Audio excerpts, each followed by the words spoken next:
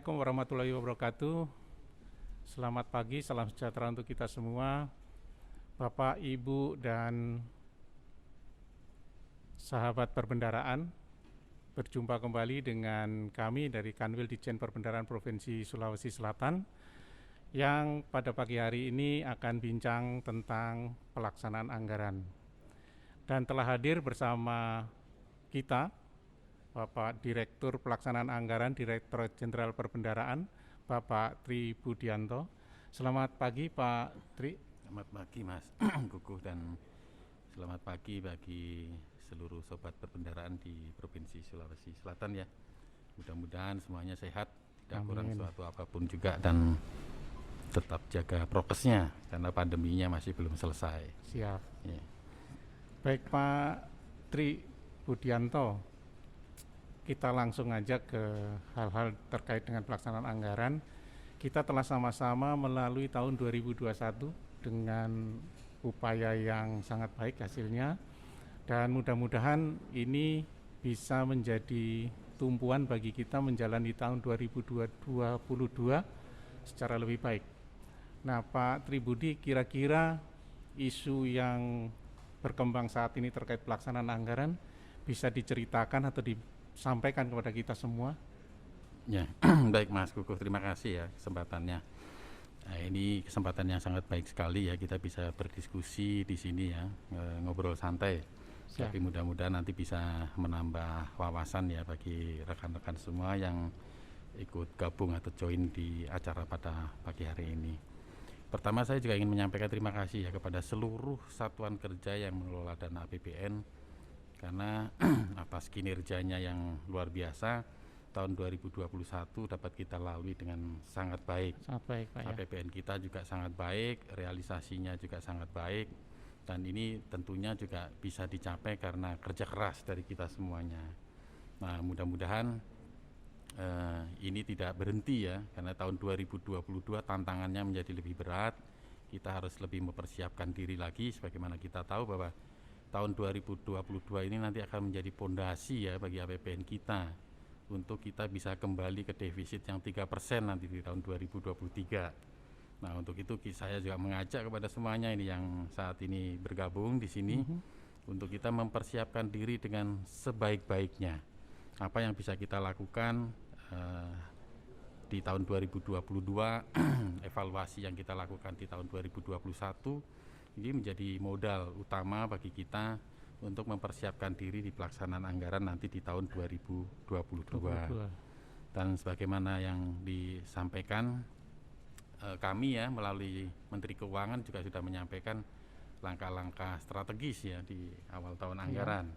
Dan ini tentunya juga menjadi concern bagi kita semua untuk melihat kembali apa yang kita lakukan di tahun 2021 dan mempersiapkan di tahun 2022. Ada sekitar 6 hal yang harus kita lihat di tahun 2022 ini. Tapi sebelum, mohon maaf Pak Tribudi, sebelum kita masuk ke tahun 2002, apa yang harus kita lakukan, menurut Pak Tribudianto ini pelaksanaan anggaran tahun 2021 jika dibandingkan dengan tahun 2020 yang sama-sama berada pada kondisi pandemi, kira-kira mana yang lebih baik ya Pak, supaya kita mempunyai semangat atau motivasi untuk lebih baik lagi, barangkali seperti itu. Baik Mas Kuku ya, kalau kita banding dengan tahun 2020 ya, pelaksanaan di tahun 2021 sih cenderung lebih baik ya. Lebih baik ya. Kalau kita lihat dari perjalanannya, nilai indikator kinerja pelaksanaan anggaran kita semakin baik dari tahun ke tahun. Ini kami juga sangat bahagia sekali ini bisa melihat data yang sangat baik ini. Artinya apa? Artinya seluruh satuan kerja mulai concern terhadap kinerjanya masing-masing, sehingga mereka berlomba-lomba untuk memperbaiki kinerjanya. Dan trennya sangat positif, dari tahun ke tahun trennya sangat positif, meningkat terus untuk capaian dari nilai indikator kinerja pelaksanaan anggaran secara nasional. Ya, kalau secara satker per satkernya mungkin ada yang naik dan turun, tapi secara kumulatifnya secara nasional semakin baik. Nah, ini menjadi bagian yang sangat membahagiakan kita ya, karena teman-teman ternyata sudah mulai concern terhadap kinerjanya masing-masing. Nah, namun demikian memang di dalam pelaksanaan di tahun 2021 masih menyisakan PR ya bagi kita semua, karena ada hal-hal tertentu yang masih belum bergerak ya, belum bergerak. secara lebih baik ya. Kalau kita lihat dari nilai indikator kinerja pelaksanaan anggaran kita, ternyata nilai indikator kinerja pelaksanaan anggaran itu belum mampu mendrive behavior ataupun karakteristik dari belanjanya satuan kerja ataupun kementerian lembaga, terutama di kementerian lembaga kalau kita lihat secara keseluruhan. Karena di kementerian lembaga pola dari penyerapan, kalau kita bicara dari sisi penyerapan masih tetap sama, dia masih belum beranjak ya, walaupun bergeser sedikit tapi masih belum beranjak. Ini perlu dorongan ya, perlu dorongan yang sangat kuat agar mulai mengubah polanya. Di triwulan 1 ya masih segitu saja, rata-rata di nggak sampai 15 lah, di angka 11 sampai 12%. Sementara di triwulan 2 pun untuk mencapai 40 secara agregat nasional belum mencapai 40%. Dan di triwulan 3 kurang sedikit ya, dari sisi 60%-nya sudah lebih, tapi kami ingin meningkatkan menjadi 70%. Kemarin di tahun 2021 kita kan punya kebijakan untuk triwulan 3 kita push seluruh kementerian lembaga untuk belanjanya mencapai 70%. Yeah. Namun demikian belum mencapai, sudah lebih baik. Bisa kita dorong sampai ke sekitar 69. Namun belum mencapai 70%. Nah, artinya apa sebenarnya, ini gambaran yang positif juga walaupun belum sesuai dengan harapan. Karena ternyata kalau kita dorong teman-teman di kementerian lembaga itu atau di satuan kerja mampu sebetulnya untuk melebihi angka apa ya, targetnya ya, yang 60% itu mampu ya. Artinya sebetulnya kalau punya niat bisa gitu ya. Nah, asal niat ya, asal niat. Tapi namun demikian yang perlu kita cermati nanti adalah di posisi di triwulan 4-nya. Karena di posisi triwulan 4 ternyata cukup besar ya belanja yang diserap di triwulan 4. Kami juga mencermati di tahun 2021 ini, yang pertama jumlah dispensasi. Dispensasi yang kami keluarkan itu luar biasa di tahun 2021. Jumlahnya hampir di atas 30 triliun kalau dari nilai nominalnya. Dan jauh lebih tinggi dari tahun 2020. Karena tahun 2020 sekitar 800 miliaran aja untuk yang dispensasi ini. Nah, kalau mohon maaf Pak Tri, kalau kita lihat dari nilainya lebih tinggi di tahun 2021 dibanding tahun 2022. Betul. Tapi kalau kasusnya gimana ini Pak Tri? Ya sama saja, karena ya ada kemungkinan juga jumlahnya lebih tinggi karena per SPM mungkin nilainya lebih tinggi gitu ya. Iya. Namun secara keseluruhan dari jumlah SPM-nya pun lebih banyak. Lebih banyak. Tahun 2000. Nah, ini menunjukkan apa? Ini menunjukkan bahwa rekan-rekan kita, mitra kerja kita di satuan kerja maupun di kementerian lembaga masih belum concern juga terhadap akhir tahun anggaran. Masih banyak juga yang tidak melakukan pengawasan, tidak melakukan monitoring terhadap pelaksanaan pekerjaannya. Karena kalau dispensasi identiknya adalah yang seharusnya sudah dibayar menjadi belum dibayar kan, seperti ini. Nah, ini menjadi concern juga bagi kita untuk memperbaiki di tahun-tahun berikutnya. Jadi dari sisi tata kelola sebetulnya ini yang harus kita waspadai. Karena pelaksanaan pekerjaan yang selalu diselesaikan menjelang deadline, menjelang di akhir tahun, maka kemungkinan ada banyak kemungkinan yang akan bisa terjadi. Nah, kan kita semua tahu bahwa namanya cepat-cepat itu pasti ada yang lewat. Jadi ada trade off antara kecepatan dengan ketelitian lah, dengan kualitasnya, di antaranya seperti itu. Nah, ini yang harus kita perbaiki ya. Nah, kemudian jika kita lihat juga dari sisi kontrak ya, kalau kita menilai dari sisi indikator kinerja pelaksanaan anggaran per kriterianya, dari sisi kontrak kita juga masih melihat cukup besar kontrak-kontrak yang selesai jatuh temponya di akhir tahun anggaran. Ini juga menimbulkan risiko yang cukup besar, terutama baik dari sisi pemerintah kita. Kalau dari sisi pemerintah kita kan risikonya berarti ada output yang kemungkinan bisa tidak tercapai. Ya. Artinya apa? Target pembangunan kita menjadi tidak tercapai. Nah, kemudian dari sisi satkernya, maka risikonya menjadi cukup tinggi. Karena pada saat terjadi wan prestasi, dia harus mengklaim jaminannya. Kalau jaminannya bisa diklaim, kalau jaminannya tidak bisa diklaim, maka itu menjadi tanggung jawab besar bagi PPK-nya. Nah, risiko-risiko yang seperti ini kan seharusnya tidak terjadi. Kalau kita betul-betul melaksanakan pelaksanaan kegiatan kita ataupun pelaksanaan anggaran kita secara disiplin. Jadi menurut saya di dalam pelaksanaan anggaran ini kuncinya adalah disiplin disiplin di dalam pelaksanaan anggaran, disiplin dalam kegiatannya. Sejak awal kita sudah harus mengedepankan disiplin anggaran ini. Dari sisi pada saat kita menyusun perencanaan kerja kita ataupun perencanaan kegiatan kita, sepanjang kita disiplin dengan perencanaan itu, maka hal-hal yang seperti itu dapat kita mitigasi, dapat kita hindari dengan sebaik-baiknya. Nah, mungkin sampai dengan saat ini problemnya adalah di kita itu seringkali tidak disiplin. Artinya yang sudah kita rencanakan bisa diubah dengan seenaknya, dalam tanda kutip ya, seenaknya, tapi Sesuai mimpi ya Pak. sesuai keinginan lah. Kalau kayak ini nggak cocok, ini mundur aja, jadi mundur semuanya. Nah, ini juga tercermin dari halaman 3. Kalau saya jadi KPA, maka sebaiknya para KPA itu mencermati halaman 3-nya. Halaman 3 Halaman ya. 3 DIPA. Karena halaman 3 DIPA ini akan mencerminkan kegiatannya. Jadi ada dua sisi ya. Dari sisi penyerapan adalah, kalau dari sisi penyerapan anggaran akan mencerminkan keterlaksanaan kegiatannya. Demikian juga dari sisi halaman 3-nya. Karena halaman 3 itu adalah rencana kegiatan yang akan kita laksanakan sesuai dengan time frame-nya, schedule-nya. Nah, kalau itu kita disiplin, saya yakin pelaksanaan anggaran kita akan menjadi lebih baik. Nah, untuk itu saya harap juga kepada seluruh mitra kerja kita, seluruh satuan kerja para pengelola dana APBN ini, untuk mulai lebih disiplin di dalam melaksanakan anggarannya.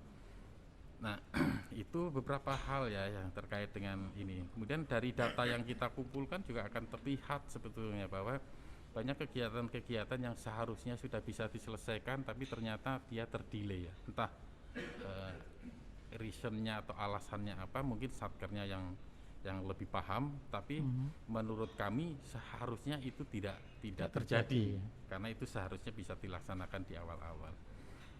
Nah, ini penting ya bagi kita semua kalau kita ingin meningkatkan disiplin di dalam pelaksanaan anggaran kita. Nah, untuk mendrive atau untuk mendorong itu, kami juga ingin mengubah ya pola dari penyerapan anggaran kita, karena bagaimanapun juga apalagi di masa pandemi ya. Di masa pandemi ini belanja pemerintah atau APBN kita itu sangat diharapkan untuk negara kita bisa segera keluar dari krisis ekonomi atau terpuruknya perekonomian kita akibat COVID-19. Jadi kalau belanja pemerintah tidak bisa kita kawal dengan sebaik-baiknya, maka pemulihan ekonomi kita akan terdelay. Ya, yang menanggung akibatnya juga kita semua juga, masyarakat kita juga. Ya. Nah, untuk itu kami harap ya teman-teman mitra kerja kita, para pengelola dana APBN betul-betul serius ya kita melaksanakan APBN kita dengan sebaik-baiknya sehingga APBN kita bisa menjalankan fungsinya dalam pemulihan ekonomi ini. Karena bagaimanapun juga di masa-masa sekarang ini, di masa krisis, maka untuk bisa segera memulihkan ekonominya ya APBN kita harus menjalankan perannya sebagai counter cyclical ya dalam perekonomian kita. Jadi di masa turun ya APBN yang bekerja sehingga dia mampu mengangkat kembali perekonomian kita. Dan itu sebenarnya sudah terbukti ya dengan APBN kita yang sangat baik ya, dengan respon pemerintah, dengan kebijakan-kebijakannya, ternyata kita tidak terpuruk terlalu dalam. Karena di tahun 2020 minus kita cuma 2. Kalau kita bandingkan dengan negara-negara lain sangat jauh. Kita lebih baik. Nah, untuk itu agar lebih efektif lagi di dalam pelaksanaan di tahun 2021 yang sudah lewat ya, tapi nanti di tahun 2022, maka kita harus betul-betul bisa memanfaatkan APBN kita agar bisa menjalankan perannya dengan sangat optimal. Kuncinya lebih disiplin gitu ya Pak. Kuncinya adalah ya kita disiplin di dalam melaksanakan anggaran kita. Baik Pak Tri, tadi beberapa hal sudah disampaikan, hal-hal yang masih perlu pembenahan di sana sini ya. Tapi kalau misalnya kita melihat dari sisi yang lain ini Pak Tribudi, banyaknya dispensasi tadi sudah disinggung bahwa di tahun 2021 ini kan lumayan tinggi dibanding tahun sebelumnya. Ini kira-kira bukan disebabkan oleh karena regulasi yang ada ya Pak Tri ya. Seperti contohnya begini, pada saat akhir-akhir tahun itu kan ada regulasi yang mengamanatkan bahwa penyampaian tagihan atau SPM ke KPBN paling lambat tanggal sekian. Lewat dari itu butuh dispensasi. Nah, saya melihatnya di sini barangkali ada yang serah terimanya kemarin gitu ya, terpaksa harus disampaikan di hari ini. Nah, apakah ini tidak mempertimbangkan waktu yang dibutuhkan bagi Satker untuk mengajukan SPM-nya, Pak Tri? Nah, ini tergantung perspektif ya, tergantung perspektif kita. Kalau sudut pandang kita dari sisi yang lain ya bisa dimaknai seperti itu. Tapi sebetulnya pengaturan-pengaturan yang dilakukan ini justru berdasarkan evaluasi yang sebelumnya. Karena evaluasi tahun-tahun sebelumnya kita juga sama-sama tahulah bahwa banyak tagihan-tagihan yang seharusnya munculnya di bulan Juli baru ditagihkan di bulan November misalkan Desember gitu ya. atau di Desember. Nah, untuk mendisiplinkan ya, kadang-kadang di kita itu untuk mendisiplinkan harus dipaksa. Gitu ya. Nah, harapannya sih setelah dipaksa menjadi lama-lama terbiasa gitu ya, terbiasa untuk menjadi disiplin. Nah, dari situlah maka kita mengatur, menjadwalkan dengan memaksa teman-teman atau mitra kerja kita untuk lebih disiplin di dalam melakukan mengajukan pembayaran. Karena bagaimanapun juga setiap pembayaran yang dilakukan oleh pemerintah dia akan bermakna bagi perekonomian kita. Sehingga semakin cepat dilakukan pembayaran dia akan semakin memberikan kontribusinya. Bisa kita bayangkan kalau seluruh pembayaran pemerintah dilakukan di akhir tahun, maka bagaimana kita mau mengubah perekonomian kita di tahun anggaran berjalan ini? Karena nanti manfaatnya baru muncul di tahun berikutnya. Jadi ya ini yang coba kita perbaiki ya. Nah, terkait dengan time frame-nya ya itu tadi seharusnya kita sudah mulai mempersiapkan diri ya semuanya ya. Kan kita sudah tahu ya jatuh temponya kapan, ininya kapan. Nah, itu harusnya secara administratif harusnya sudah disiapkan. Dan untuk dispensasi memang dimungkinkan tetap tapi itu bukan suatu hal yang baik, makanya dispensasi ini akan mengurangi nilai kinerjanya gitu ya. Di IKPA tadi ya. Termasuk itu karena dia tidak comply ya istilahnya, tidak comply dengan ketentuannya ya. Tidak comply dengan ketentuan, kemudian juga tidak disiplin itu tadi. Nah, kalau setiap dispensasi tidak ada efeknya, ya nanti yang terjadi yang kita harapkan menjadi tidak bisa diwujudkan karena semuanya menjadi sama saja gitu kan. Nah, ini juga menjadi concern kami juga ya di beberapa kejadian banyak yang meminta untuk melakukan penyesuaian terhadap nilai IKPA-nya. Di satu sisi kami senang karena ternyata IKPA sudah menjadi bagian dari kinerjanya satuan kerja. Mereka menjadi lebih concern terhadap IKPA-nya. Nah, di sisi lain IKPA ini yang ternyata masih belum mampu mendrive yang kita harapkan. Makanya nanti kita akan melakukan penyesuaian ya. Artinya kita akan melakukan reformulasi terhadap IKPA ini di tahun 2022 ini. Kita akan melakukan reformulasi yang indikatornya ataupun penilaiannya diharapkan mampu mendrive yang kurang tadi ya, menjadi lebih disiplin, menjadi lebih baik dari sisi polanya dan sebagainya itu yang kita sedang usahakan dan harapannya mudah-mudahan sih di bulan-bulan ini sudah bisa kita launching lah istilahnya gitu ya. Bisa dipedomani jadinya Pak Tri ya. Bisa dipedomani. Nah, tadi terkait dengan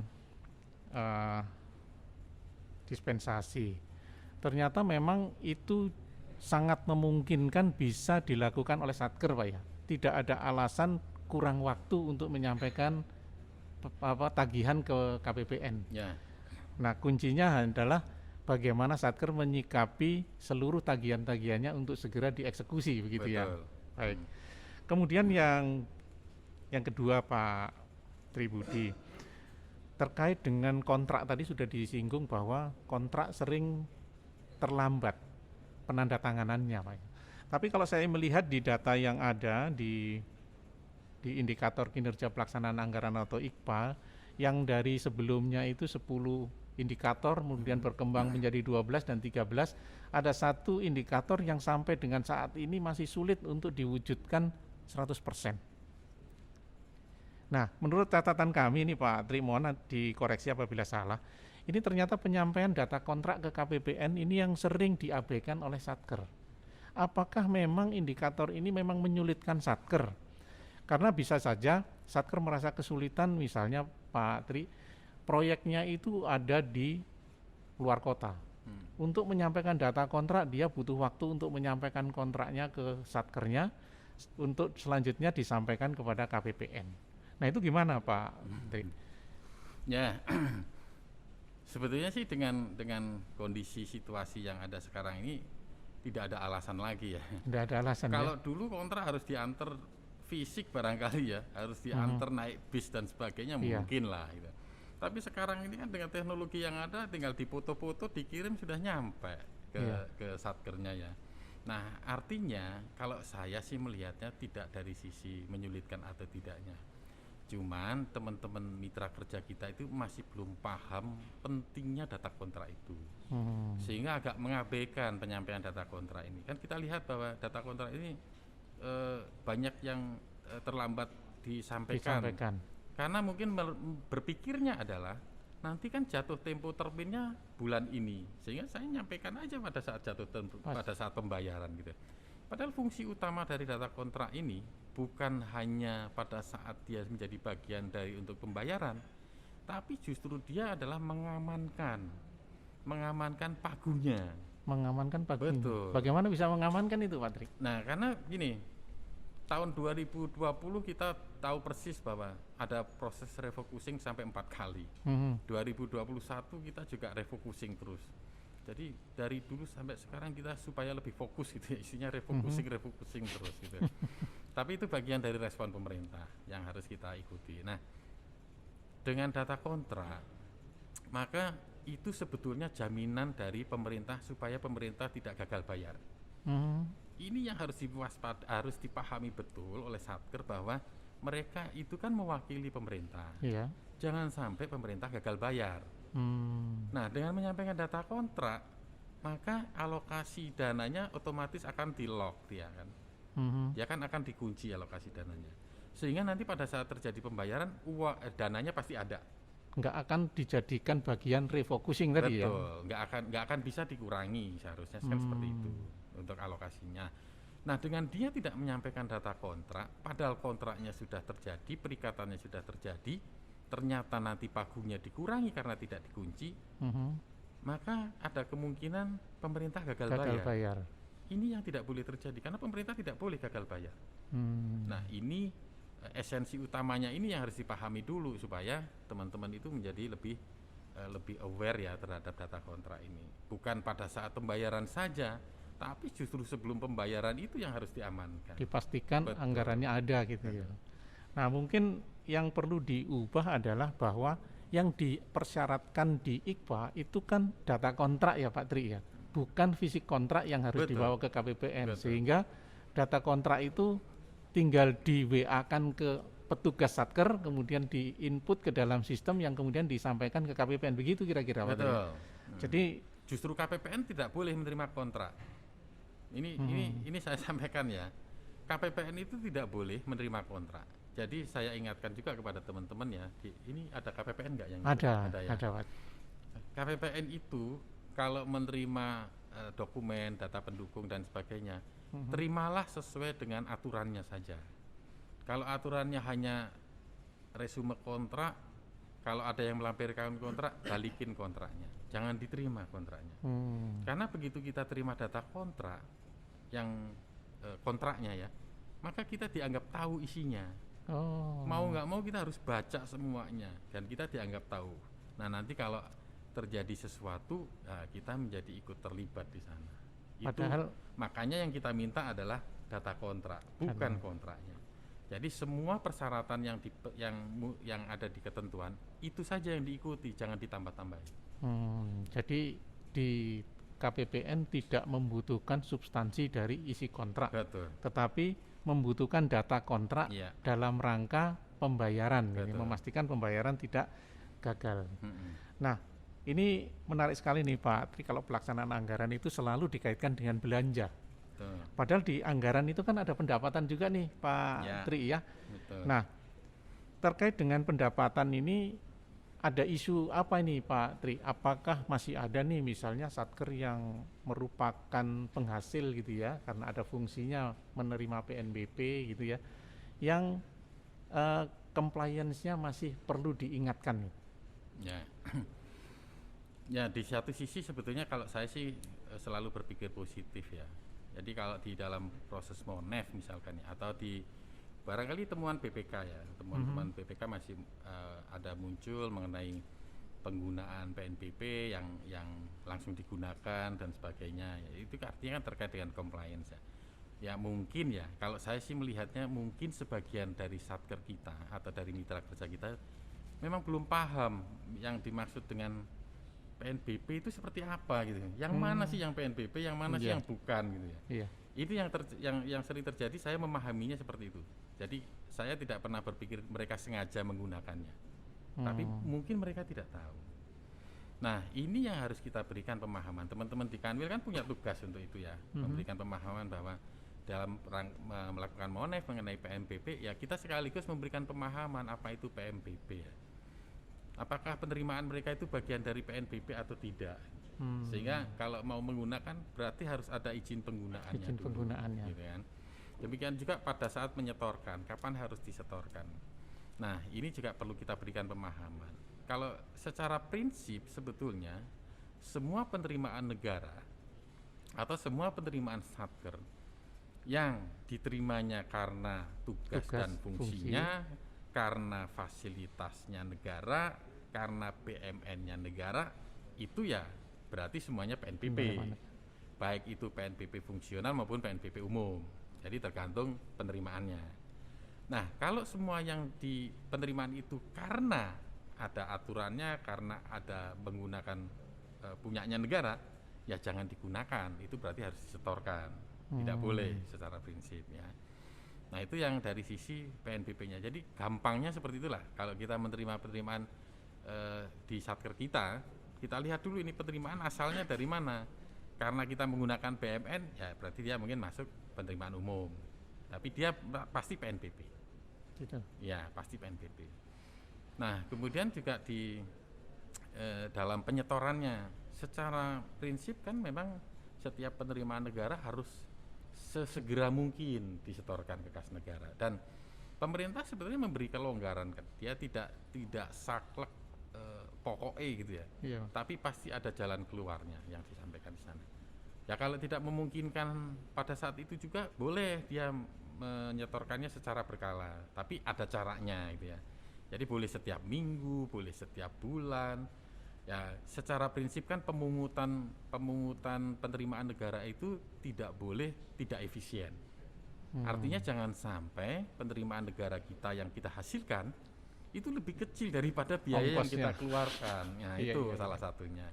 Makanya kalau dia harus nyetor setiap hari, perlu ongkos naik ojek 100.000, yang nyetornya cuma 50.000, ya buat apa? Makanya dia boleh secara berkala dikumpulkan dulu sehingga menjadi efisien itu tadi penerimaan negaranya. Gitu ya. Gitu ya. Artinya seluruh penerimaan itu sesegera mungkin disetorkan.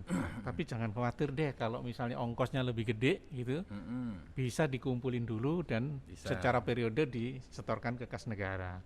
Nah, kemudian pertanyaannya nih Pak Tri, ada mitra kita atau satuan kerja kita itu yang berpikiran begini, itu kan yang menghasilkan saya. Nah, karena rasa memilikinya yang terlalu tinggi nih kayaknya nih Pak Tri ya. Betul. Kemudian akhirnya pengennya itu bisa dipakai untuk dirinya. Nah, itu gimana ini Pak Tri? Ya, sebetulnya ya, yang seperti itu tuh sudah diakomodir. Jadi PNBP ini kan tidak beda jauh dengan DBH misalkan. DBH itu kan juga dibaginya tidak semuanya kepada penghasilnya, tapi secara formula dia memang sudah disesuaikan. Jadi dia ada daerah penghasil dan bukan penghasil, yang by origin sama by formula. Yang daerah penghasil pasti akan dapat lebih besar daripada daerah yang lainnya. Nah, tapi konteksnya kalau dia menjadi egois gitu ya misalkan ya, kita bilang egois karena dia merasa memiliki, saya yang cari, saya yang ini, terus kita balik, ya bisa saja kalau guyonannya itu kita balikin. Memang kalau nggak difasilitasi pemerintah bisa nyari gitu ya. Iya. Ya kan? Betul. Kan nggak bisa. Dia kan menjalankan tugas pemerintah. Ya, kembali semuanya harus. Jadi berpikirnya adalah tidak sektoral, tidak egois, tapi dalam konteks yang lebih besar. Nah, masalah penggunaan PNBP ini memang di beberapa kementerian ya, tidak seluruhnya digunakan oleh satker penghasilnya. tapi ada juga digunakan untuk satker-satker yang lainnya. Karena itu menjadi bagian dari operasional. Jadi nanti kalau caranya seperti itu, nanti ada satker yang di sana sebetulnya membutuhkan layanan tapi nggak punya duit. Nanti jadi ditutup, layanan negara jadi nggak ada di sana. Betul. Nah, ini yang harus dipahami juga oleh teman-teman semua ya di mitra kerja kita yang para penghasil PNBP ini, bahwa iya memang mereka yang berusaha, mereka yang bekerja keras gitu ya. Tapi ya tidak semuanya menjadi hak ya. Ini sebenarnya bukan hak gitu ya. Bukan haknya. Tapi ini konteks besarnya adalah ya milik pemerintah semuanya. Jadi pemerintah yang mengatur. PNBP dihasilkan setor kas negara boleh digunakan untuk operasional pelayanannya gitu ya Pak Tri ya. Jadi sebetulnya prinsipnya kalau PNBP itu tidak hanya untuk operasional ya. Seharusnya adalah dia boleh digunakan lagi itu untuk meningkatkan layanannya. Meningkatkan layanannya. Baik Pak Tri, ini kan ada PNBP yang bisa digunakan dan ada yang tidak bisa digunakan. Ini bisa nggak Pak Tri bisa disampaikan ke kami semua, PNBP yang bisa digunakan itu yang seperti apa? Dan dibedakan dengan yang tidak bisa digunakan tadi gitu. Jangan sampai semuanya dirasakan ini PNBP saya gitu. Nah, secara prinsip sebetulnya ya terbagi dua ya, ada PNBP yang umum dan PNBP yang fungsional. Nah, yang bisa digunakan itu rata-rata yang fungsional. Yang fungsional. Karena kalau yang umum, yang umum ini kan biasanya karena penggunaan fasilitas ya, dia sifatnya lebih ke arah penyewaan, BMN, penggunaan BMN dan sebagainya. Tapi kalau yang fungsional itu terkait dengan tugas dan fungsinya dan layanan yang diberikannya. Jadi dia memang dikembalikan dengan catatan sebenarnya untuk meningkatkan pelayanannya kepada masyarakat. Nah, itu yang harus disadari juga bahwa mereka boleh menggunakan ya penggunaannya sekian persen, itu ada hitung-hitungannya lah. Nanti hitung-hitungannya teman-teman DJA saya nggak paham persis karena pertimbangannya beda-beda gitu ya. Setiap KL pertimbangannya beda-beda. Nah, itu yang harus dipahami bahwa yang dikembalikan itu adalah dalam konteksnya untuk meningkatkan kualitas layanannya. Jadi memang PNBP ini dibolehkan untuk memungut gitu ya. Nah, tapi pungutan ini kan macam-macam. Ada yang 0%, ada yang sekian persen, basis perhitungannya beda-beda. Ada yang break even point gitu ya. Artinya semua biaya yang dikeluarkan untuk memberikan layanan itulah yang dijadikan biayanya. Ada yang karena layanannya itu sangat spesifik dan memang tidak mungkin ya 0%. Artinya biayanya seluruhnya ditanggung oleh negara. Jadi ada hal-hal tertentu yang bisa dikategorikan ya istilahnya untuk penerimaan PNBP ini. Nah, untuk penggunaannya memang harus ada persetujuan dari Menteri Keuangan terutama, tapi paling tidak sebenarnya harus ada PP-nya dulu. Ada PP-nya dulu yang memberikan payung hukumnya ya, karena setiap pungutan itu harus ada landasan hukumnya. Tidak boleh kita memungut tanpa ada landasan hukum. Betul. Baik Pak Tri, kita sudah berbicara terkait dengan belanja, kita berbicara terkait dengan pendapatan. Artinya ini sudah balance ya ini ya Pak Tri. Barangkali untuk terakhir ini Pak Tri Budi, statement akhir gitu ya bagi teman-teman semua dan sahabat perbendaraan terkait dengan bagaimana kita bisa mengelola anggaran kita sehingga memenuhi indikator kinerja tadi Pak. Terutama ada dua hal tadi. Kemudian tips terkait dengan PNBP Pak. Mungkin itu Pak Tri. Baik. Ya terutama buat rekan-rekan semua ya. Sebetulnya di indikator kinerja pelaksanaan anggaran itu memang kita susun ya istilahnya. Kita susun untuk membuat tata kelola kita dalam pelaksanaan anggaran menjadi lebih baik. Dan diharapkan juga mampu mendrive teman-teman untuk memperbaiki pola penyerapan, untuk memperbaiki capaian-capaian di dalam pelaksanaan kegiatannya. Yang pertama makanya bobotnya akan berbeda-beda. Ya. Penyerapan tetap lebih besar ya karena penyerapan anggaran akan selalu mencerminkan capaian kegiatan. Nggak ada penyerapan anggaran yang nggak ada kegiatannya, harusnya seperti itu. Nah demikian juga capaian output ya, capaian output yang baru-baru ini itu juga kita untuk memastikan bahwa memang outputnya ada. Nah kemudian revisi yang bobotnya gede-gede itu kan, revisi juga akan mencerminkan. Jadi revisi itu walaupun kelihatannya cepat gitu ya, tapi proses sebelumnya yang lama. Dia pasti perlu waktu. Begitu perlu waktu, dia pasti akan mendelay kegiatannya. Karena secara prinsip dia tidak boleh dilaksanakan sebelum direvisi. Walaupun prakteknya banyak yang enggak. Gitu. Nah ini yang seharusnya enggak boleh. Kalau saya selalu menyampaikan itu tidak boleh. Nah di proses revisi ini di kami, di kita ya, di Perben ya, di perbendaharaan, memang sehari selesai. Tapi pada saat nyusun perubahannya ini, paling enggak teman-teman mungkin di Satker perlu waktu seminggu gitu ya. Artinya apa? Dia akan mendelay waktu sekitar seminggu untuk pelaksanaan kegiatan. Makanya kalau revisi jangan sering-sering, nanti sedikit-sedikit revisinya sedikit-sedikit gitu. Jadi idealnya paling tidak itu minimal maksimalnya kalau menurut saya harusnya setahun cuma 2 kali. Di awal pada saat kita melakukan penyesuaian ataupun melihat kembali ya apa yang sudah kita rencanakan, sama di setelah semester 1 hasil evaluasi kita sama di nanti sampai dengan akhir tahun itu harusnya revisi itu, karena terlalu banyak revisi juga artinya perencanaan kita juga tidak bagus. Nah untuk itu ya dari awal untuk nilai kinerja kita harus lebih baik ya. Seluruh satuan kerja pertama harus disiplin dalam melaksanakan kegiatannya. Apa yang sudah direncanakan ya itu dilaksanakan. Karena di dalam perencanaan pasti sudah ada time frame-nya ya. Misalkan karena bayangan saya pada saat kita menyusun anggaran, menyusun RKKL, kita kita mengalokasikan untuk sosialisasi A gitu misalnya. Pasti di KAK-nya sudah ada itu. Akan dilaksanakan kapan, melibatkan berapa orang, siapa saja, harusnya sudah ada. Nah, artinya pada saat pelaksanaan kita sebenarnya tinggal menjalankan. Gitu ya. Perubahan-perubahan yang terjadi ya kalau ada kebijakan secara nasional itu baru bisa kita sesuaikan untuk itu. Nah disiplin menjadi penting. Nah demikian juga yang kedua adalah di dalam kita untuk mematuhi aturan yang ada. Contohnya yang kita masukkan di dalam indikator kinerja pelaksanaan anggaran itu sebetulnya sudah diatur. Kita cuma mendrive mereka supaya mengikuti aturannya. UP, pertanggungjawaban UP itu sudah diatur di aturannya bahwa sebulan dia paling tidak harus sudah revolving. Dia harus sudah ini LPJ tanggal 10 dia harus sudah ini. Nah ini memang kita tujukan untuk mereka agar lebih patuh ya terhadap kegiatan.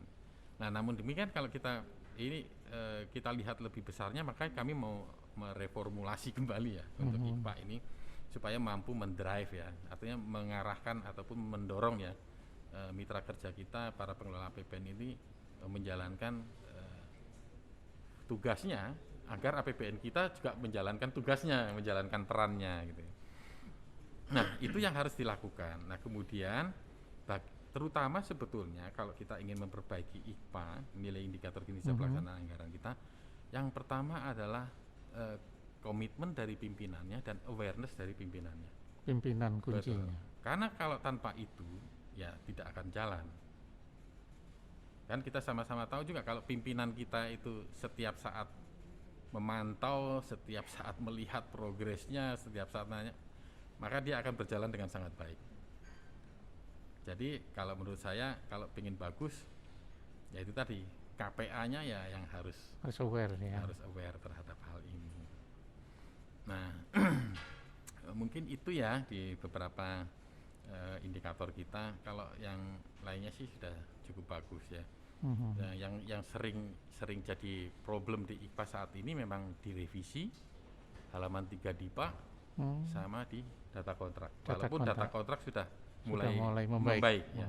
Tapi masih belum yang seperti yang kita harapkan. Padahal mudah itu Pak ya sebenarnya ya. Mudah banget kalau mau. Cukup difoto sudah selesai. Gitu ya. Baik, terima kasih Pak Tri, Bapak Ibu Sobat Perbendaharaan. Demikian bincang kita terkait pelaksanaan anggaran pagi hari ini. dan mohon maaf apabila ada hal-hal yang kurang berkenan dari kami, dan sampai jumpa di kesempatan yang akan datang. Akhir kata, wassalamualaikum warahmatullahi wabarakatuh. Waalaikumsalam warahmatullahi wabarakatuh.